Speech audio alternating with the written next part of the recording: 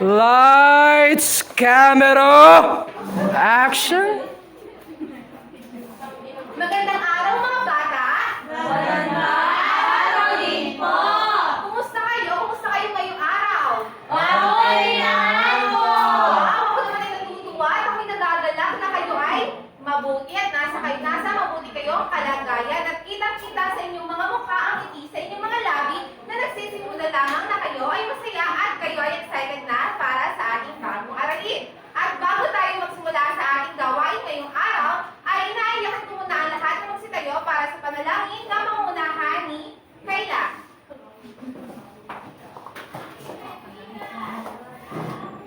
Let us pray.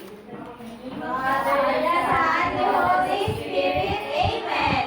Angel of God, my guardian dear, to whom God stops to meet me here. Ever this day beyond my sight, to light and guide, to rule and guide, Amen. In the name of Father, the Son, the Holy Spirit, Amen. Meron bang liban sa klase natin ngayong araw? Wala po! Mabuti naman at walang liban sa klase ngayong araw at kayong lahat ay kumpleto dito sa ating classroom. At dahil dyan, bigyan ninyo ang inyong mga sarili ng perfect love. 1, 2, 3, 1, 2, 3, perfect! Ganyayahan ko ulit kayo magsitayo para sa Energizer para mabuhay ang inyong mga diwa ngayong tanghali. Tayo ay aawit.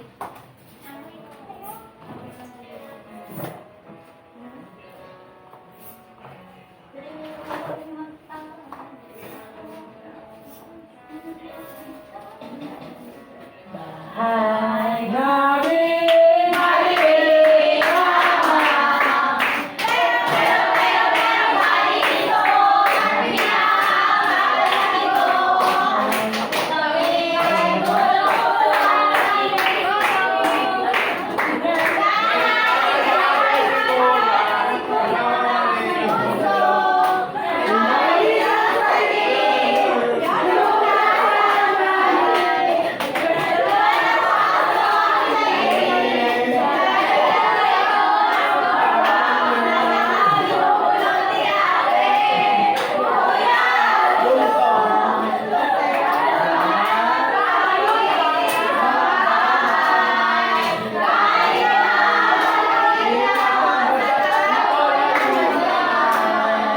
Maaari na kayo maupo mga bata.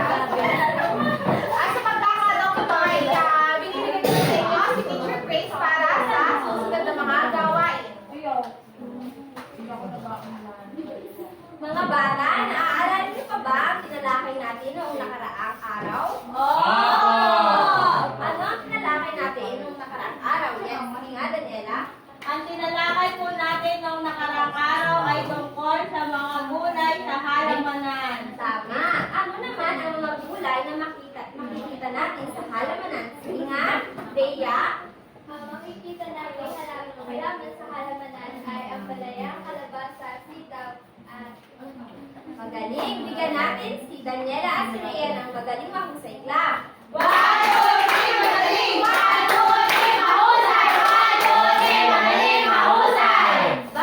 Bago tayo pumunta sa ating bagong talakayan ay meron lang ako dito ding paalala. Pakibasa nga mga paalala. Classroom rules! Maging kooperatibo! Ipakita ang respeto sa iyong mga kaklase at sa iyong guro! Palagi ang iyong kapag mayroong nagsasalita! Gumawa ng tahimik upang hindi makabala ang iba! Meron ako dito mga larawan. Anong nakikita nyo sa larawan? Sopa. Anong bahagi ng tahanan ito, mga bata? Sala. Sala!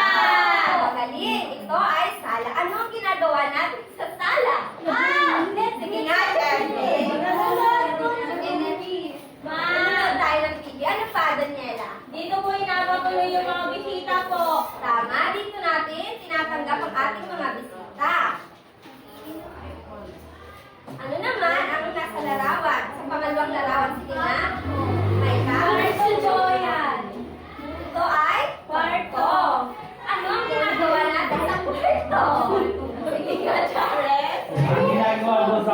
Kaya dito po tayo natutulog. Dito tayo natutulog. Magaling.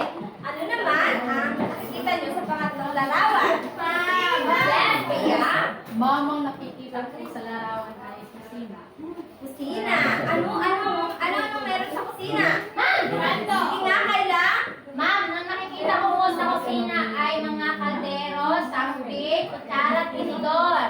Ano ang ginagawa natin sa kusina? Sige nga, Ann. Ma'am, nagluluto. Nagluluto. Magaling. Ano pa ang ginagawa natin sa kusina? Yes, Jonah. Kakain po. Kumakain. Sino ang mahilig kumain dito? Tama, wala mahilig kumain. Sino naman mahilig magluto? Yes, mahilig magluto. Masarap siya magluto. Ano naman ang nasa pangatlong larawan? Nagkawalis po! Nagkawalis ang buong pamilya. Kayo ba mga bata, tumutulong ba kayo sa inyong mga magulang na maglinis? Dapat ay tumulong tayo sa ating magulang na maglinis. Dahil ikakatuwa nila ito. Ngayon naman ay meron akong inihanda box. Ang tawag sa box na ito ay kako ng kalinisan. Sa loob ng box na ito ay merong mga kahulugan. Ang gagawin nyo lamang ay bubunot kayo ng kahulugan at tutukuyin nyo kung anong kagamitan ito. Sino gusto mag-try? Yes!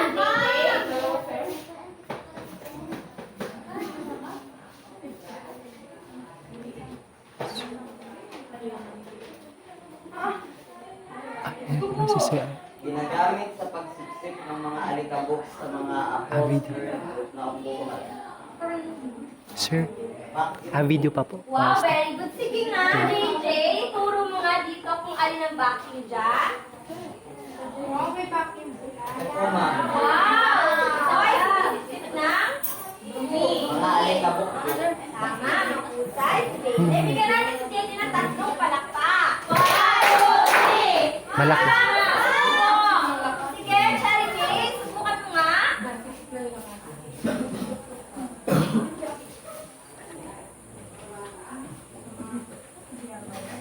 Ginagamit sa pagpupunas ng sahig. Ay, sige. Sige nga, ituro mo nga. Cherry May, kung alin ang ginagamit sa pagpupunas ng sahig dyan. Yan. Anong tawag dyan? Opo, map. Magaling si Cherry May. Bigyan natin siya ng tatlong palakpak.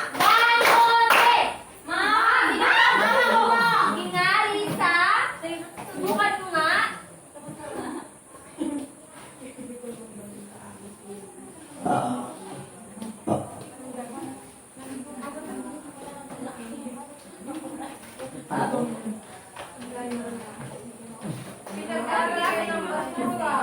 Naglalagay ng basura. Natutuin mo sa kanila kung kanina naglalagay ng basura. Wow! Napakahusay naman ni Lisa. Bigyan natin siya ng 5 palakpak. 1, 2, 3, 4, 5. Sino ba? Yes! May ka?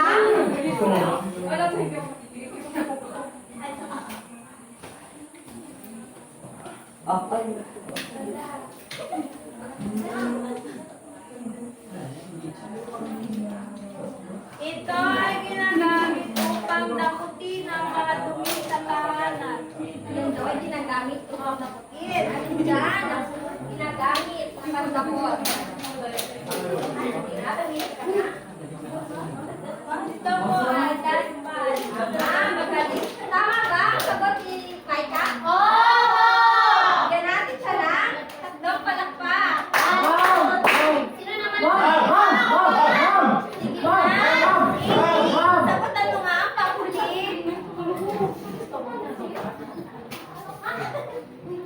Piliin mo.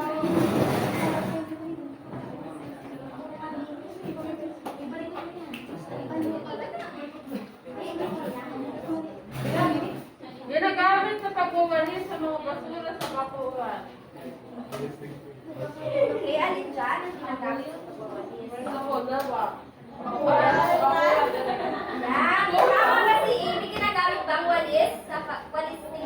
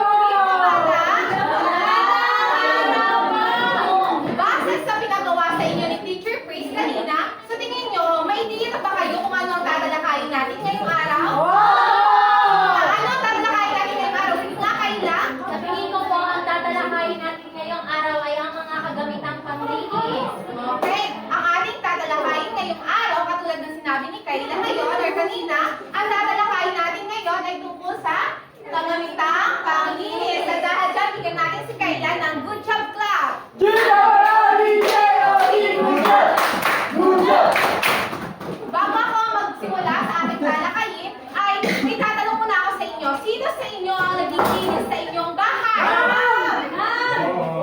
Yan. Meron kung may naglilinis at meron ding hindi. Tumutulong ba kayo sa paglilinis ng bahay sa inyong mga magulang? Ano naman yung mga kagamitan na ginagamit nyo para maglinis ng bahay? Sige nga, Chares. Ano po, walis tambo po. Sabi ni Chares, gumagamit daw siya ng walis tambo. Sige nga, ikaw nga, Dwight. Map po, map! Ano po? Map! Okay, sabi ni Dwight ay gumagamit siya ng mop para maglinis. Sino pa? Yes, Daniela? Nagamit po kami ng vacuum. Okay.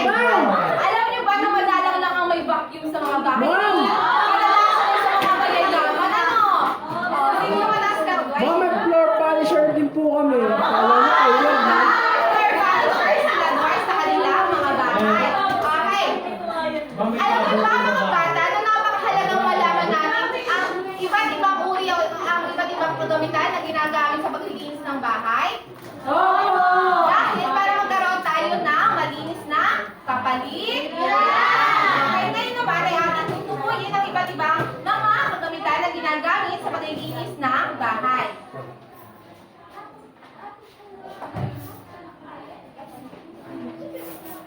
Wow! Ay, sorry. Teacher, please.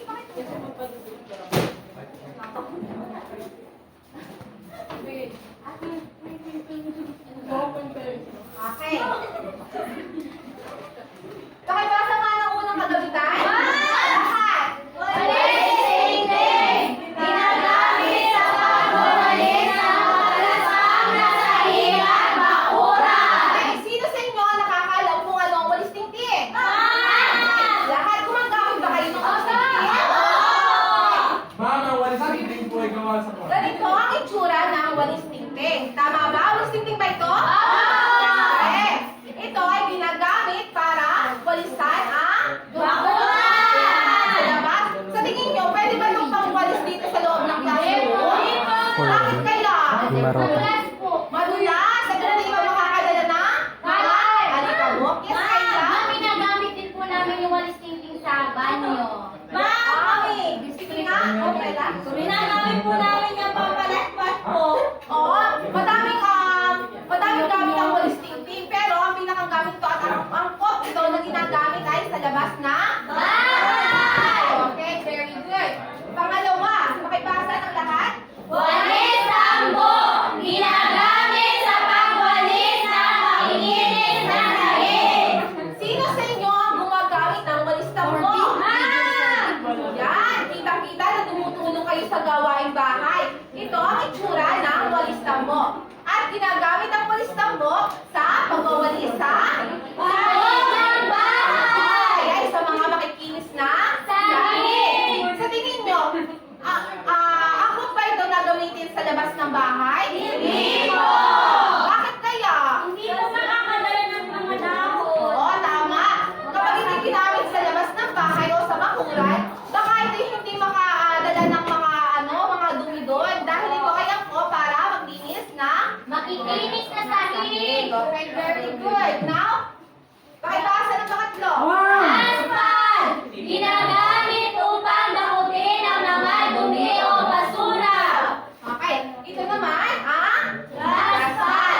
Ang gamit ng dustpan ay para Magdakot ng basura.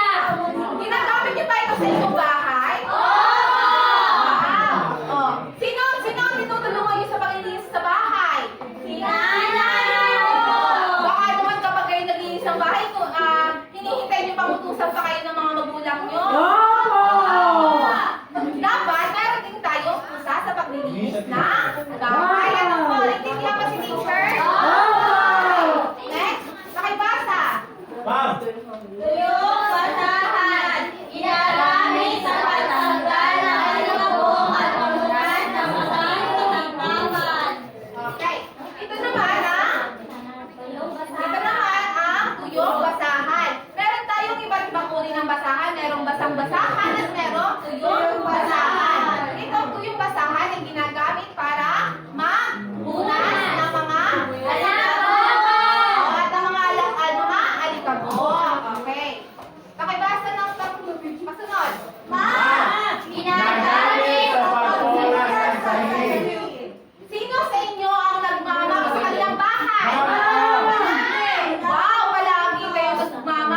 kayo tumutulong sa magulang nyo? Okay.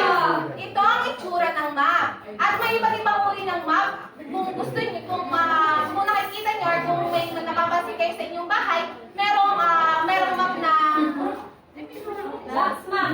ano? Oh, may baba, may pabilog. Ma'am, ang ginagamit po namin map ay pambigas ng Basa. Pwede din yun kasi yun ay nakakapapunas na Sahi. Ano nga ulit ang gamit ng map? Pampunas ng sahi. Okay. Kasunod, pakibasa. Vacuum cleaner. Ginagamit sa pagsisip ng alikabok sa carpet. Okay. Meron ba kayong vacuum cleaner sa inyong bahay? Wala. Garrets, meron ba kayo? Ginagamit po namin yung sasakyan. Wow! Ginagamit nila ini ang vacuum cleaner sa sasakyan. Okay. Ganito ang itsura ng vacuum cleaner. May iba't ibang uri din ng vacuum cleaner. Meron yung malaking vacuum cleaner na ginagamit sa mga carpet, yung malalaki. Ano po? Ito naman ginagamit para sa paghigop ng mga alikabok doon sa mga katulad ng sofa or doon sa mga upholstery ng mga gamit. Naiintindihan ba? Meron pong robot na vacuum. Oo, yes. Ngayon, kasi tayo ay naninirahan na sa 21st century. Ano, ang dami ng mga teknolohiya na lumalagana. At isa na doon, yung sinabi ni Desiree na robot. Okay. Next, pakibasa. Bunot. Ginagamit upang magpakitnaw ng sahig. Okay. Sino ang nagbubunot sa inyong Ma'am! bahay? Ma'am! Si Karen. Ha? Ma'am, Diyan ka? ano po ay, dati po sa room po namin, nilalagyan po namin ng flowers, tapos sinabunot po namin ang Oh, may kumubunot sila may class. Ano nga? Ma'am, nung grade 10 po kami, nung grade 1 po kami, napagbulat po kami maigi, tapos po pag hindi po kami nagkabunot, hindi po kami napapasukin. Nabubulot daw sila Prince Joy noong sila ay grade 1 pa lamang. Okay, ito ang itsura ng bunot. At ito ay ginagamitan din ng floor box. Alam niyo ba yung floor box, mga bata? Kulay na yan po eh! O, tama yung kulay red para mas dumulas yung sahig. Okay. Pakibasa mo lang muli. Basurahan! Pinaglalagyan ng mga basura! Okay. Sino ang may basurahan sa inyong tahanan? Kami, ma'am. Halos lahat naman siguro sa atin ay may basurahan sa ating mga bahay. Ito ang halimbawa ng basurahan. Sino ang nagtatapon or sino ang nagsasegregate dito ng mga basura? Mama po. Ay, ilan lang ang tumaas. Pero po yung amin. dapat kapag tayo ay nagtatapon sa basura, dapat inalam natin kung ito ba ay plastic o ito ba ay mga papel. Kung nabubulok ito or hindi. Para magkaroon ng kaayos na kapaligiran. Okay. At dito sa ating natalakay, alam niyo ba na hindi lang tao yung dapat minamahal at pinapahalagahan? Hindi lang tao yung pinapahalagaan, minamahal at iniingatan. Maging ang mga gamit na ito ay dapat nating iniingatan at pinapahalagahan. Okay. Sino makakapagsabi sa akin kung paano natin naingatan ang mga kapamitang ito? Ma'am, Sige, Amy. doon mamay sa mga walis, kapag tapos gamitin, hindi po bang ganyan ang hindi po ganyan ang kayo. Ganun po dapat yung buntot. Yan. Dapat Uy, may baliskan. Oo, tama. Para pahalagahan natin at ingatan natin yung mga bagay na panglinis na katulad nito, katulad ng walis na ito, hindi dapat siya maganto ang pagkatapos gamitin. Dapat maganda rin para hindi Babaliskan. para hindi pati nalalagas yung mga walis. Ano po? Opo. Okay. Naintindihan niyo ba tinalakay ni teacher? Wow! Tanong pa ba kayo sa tinalakay ni teacher? Kung kayo, ay bibigay ko na kay Teacher Bea ang kasunod na gawain. Naintindihan niyo ba ang tinalakay ni Teacher Reyna Joy? Kung gayon, ay papapahin ko kayo sa dalawang grupo.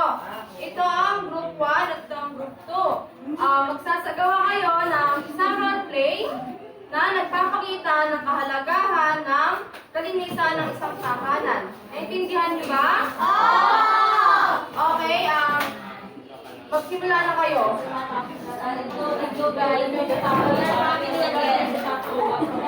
Bibigyan ko lang kayo ng 5 minuto para matapos.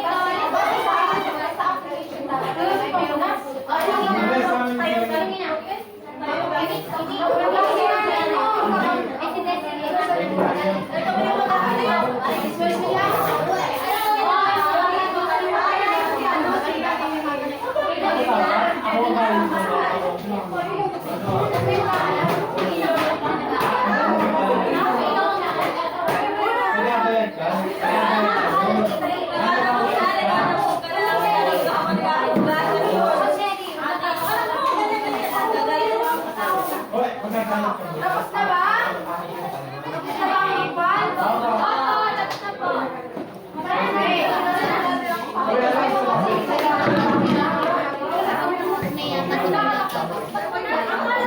Sa Torins? Sa peso. As in sa buwak yan?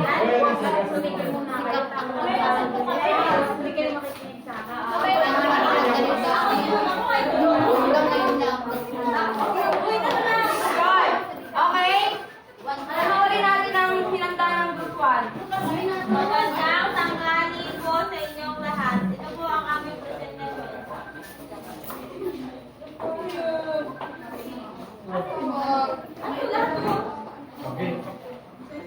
Okay, mga anak, tigilin niyo na muna pag-salva tayo ng binilis ngayon. Mga anak!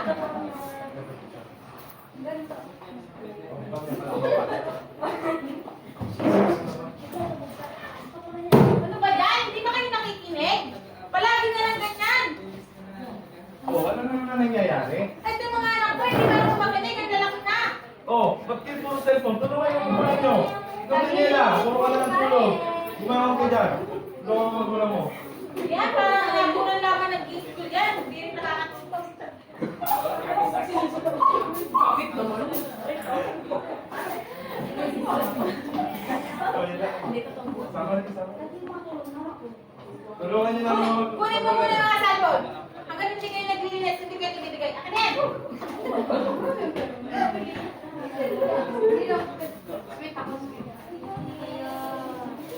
Tulungan nyo mga nanay nyo. Sama rin.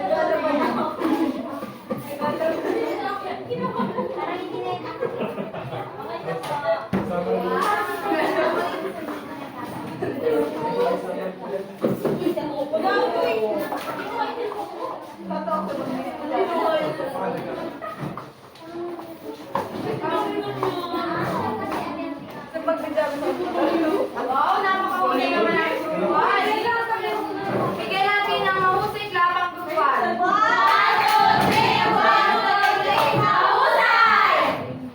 Ang Group 2 naman.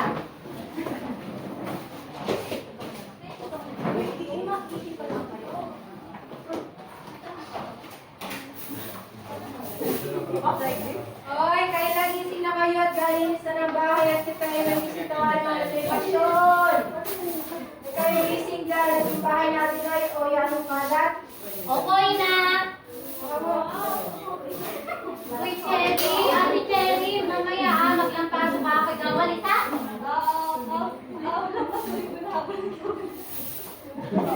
Mamaya, Cherry, nagadamsa ang galubag. Sige lang, pasukin mo na. Uy, Ate Cherry! Ikaw mo!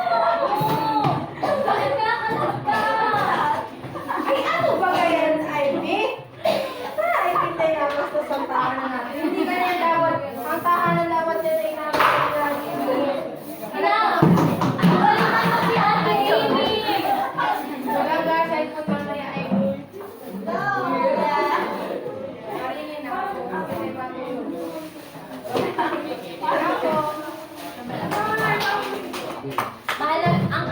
Mahalaga ang paglilinis ng bahay. Dahil ang paglilinis ng bahay ay makakatulong sa atin upang malinis ang bahay.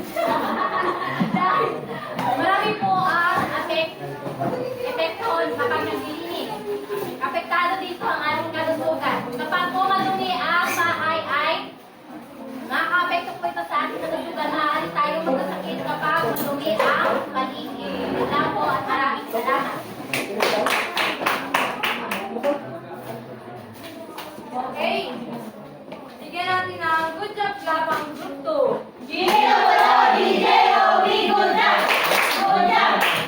Talaga namang naintindihan ninyo ang mga tinalakay kanina ni Teacher Reyna. Pero may isang tanong ako. Bakit nga ba mahalaga ang paglilinis? Kayla.